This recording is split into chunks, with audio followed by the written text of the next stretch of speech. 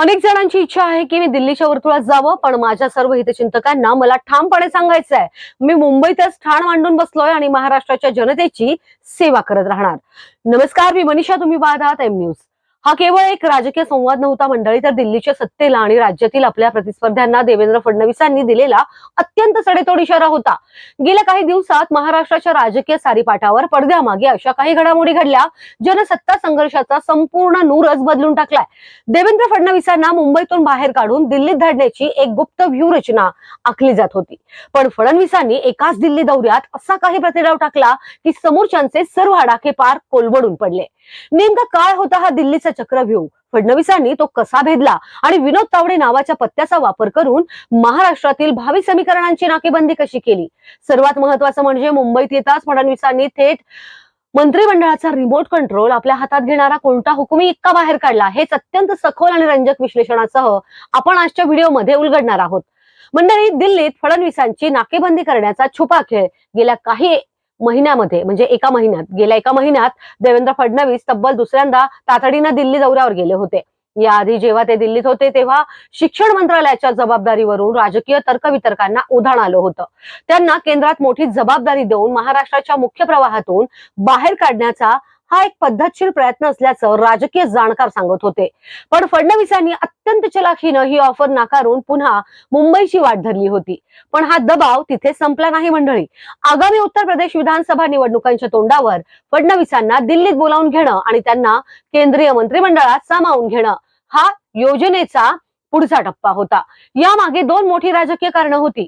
पहिलं म्हणजे फडणवीसांची महाराष्ट्रातील आर्थिक आणि राजकीय ताकद मर्यादित करणं आणि दुसरं म्हणजे भविष्यातील राष्ट्रीय नेतृत्वाच्या किंवा पंतप्रधान पदाच्या संभाव्य शर्यतीतून त्यांना हळूच बाजूला करणं. की राजकीय वर्तुळात चर्चा सुरू झाली की जर देवेंद्रजी दिल्लीत गेले तर महाराष्ट्रात पक्षाचा चेहरा कोण असणार?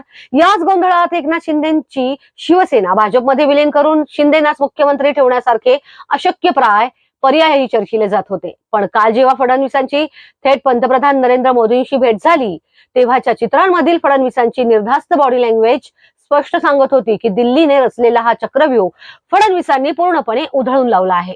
महाराष्ट्रातील नेतृत्वाबद्दल जेव्हा जेव्हा खलबत व्हायची तेव्हा तेव्हा देवेंद्रजींनंतर मराठा चेहरा म्हणून विनोद तावडे यांचं नाव नेहमीच आघाडीवर असायचं.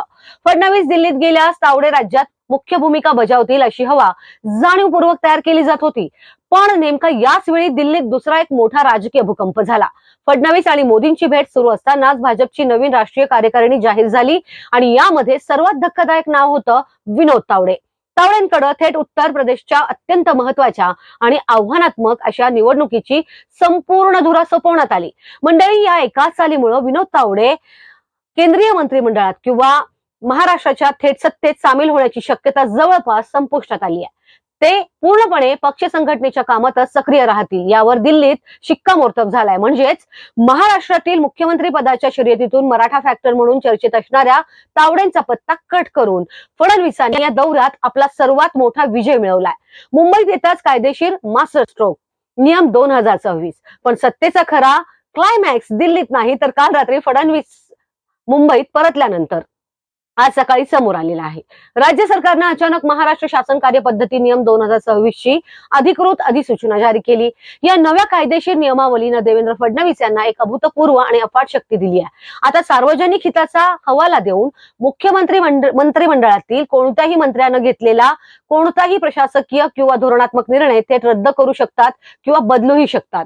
कोणत्याही खात्याच्या फाईलमध्ये थेट हस्तक्षेप करण्याचा कायदेशीर अधिकार मुख्यमंत्र्यांना मिळाला आहे. आता प्रश्न पडतो मंडळी की मुख्यमंत्र्यांकडे आधीपासूनच अमर्याद अधिकार असतात, मग असा विशेष लेखी नियम घाईघाईनं आणण्याची काय गरज होती?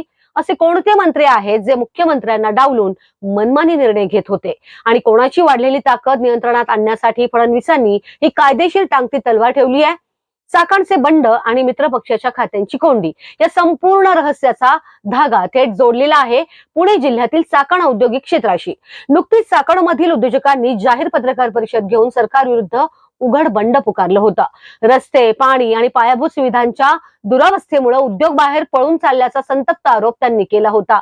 एकीकडे स्वतःला विकासाचा महामेरू किंवा इन्फ्रास्ट्रक्चर मॅन म्हणून सिद्ध करणाऱ्या फडणवीसांच्या प्रतिमेला हा फार मोठा वैयक्तिक धक्का होता मंडळी. पण धक्कादायक बाब म्हणजे या दुरावस्थेला जबाबदार असणारी दोन सर्वात महत्वाची खाती कोणाकडे आहेत? नगर विकास मंत्रालय जे थेट मुख्यमंत्री एकनाथ शिंदे यांच्याकडे आहे. उद्योग मंत्रालय जे शिंदेच्या शिवसेनेचे खंदशिलेदार उदय सामंत यांच्याकडे आहे. थोडक्यात सांगायचं तर मित्रपक्षाच्या निष्क्रियतेमुळे देवेंद्र फडणवीसांची प्रतिमा मलिन होत होती. आज जारी झालेल्या नियम 2026 मुळे आता शिंदे गटाच्या या सर्व मंत्र्यांच्या फाईल्सवर आणि त्यांच्या प्रत्येक निर्णयावर थेट देवेंद्र फडणवीसांचे नियंत्रण प्रस्थापित होणार आहे. शिंदे गटाच्या मंत्र्यांनी घेतलेले निर्णय फडणवीस थेट फिरवू शकणार आहेत. म्हणजेच सरकारमध्ये आणि मित्रपक्षांमध्ये खरा फायनल बॉस कोण आहे हे दाखवून देण्यासाठीच हा कायदेशीर डाव खेळला गेला आहे. खरं पाहायला गेलं तर एक मोठा प्रश्न आहे. 4 वर्षांपूर्वी सत्तेसाठी पडद्यामागे राहून तडजोड करणारे देवेंद्र फडणवीस आपण पाहिले. उपमुख्यमंत्री पदाची अनपेक्षित शपथ घेणारे आणि लोकसभेच्या पराभवानंतर राजीनाम्याची तयारी दर्शवणारे फडणवीसही आपण पाहिलेले आहे. पण मंडळी, आजचा देवेंद्र फडणवीस वेगळा आहे. हा फडणवीस दिल्लीच्या दबावाला नाही म्हणायला शिकलेला आहे. येस, नाही म्हणायला शिकलाय आणि मुंबईत बसून संपूर्ण सत्तेचा लगाम आपल्या हातात कायदेशीररित्या ओढून घेणारा एक परिपक्व खेळाडू बनला आहे. मित्रांनो, तुम्हाला काय वाटतंय? फडणवीसांच्या या नव्या मास्टर स्ट्रोकमुळे मित्रपक्षांचे पंख छाटले गेले आहेत का? तुमची मतं आम्हाला कमेंट बॉक्समध्ये नक्कीच कळवा. महाराष्ट्राच्या राजकारणातील अशाच वादळी घडामोडींचे निर्भीड आणि सखोल विश्लेषण पाहण्यासाठी एम न्यूज YouTube चॅनलला आता सबस्क्राईब करा. नमस्कार.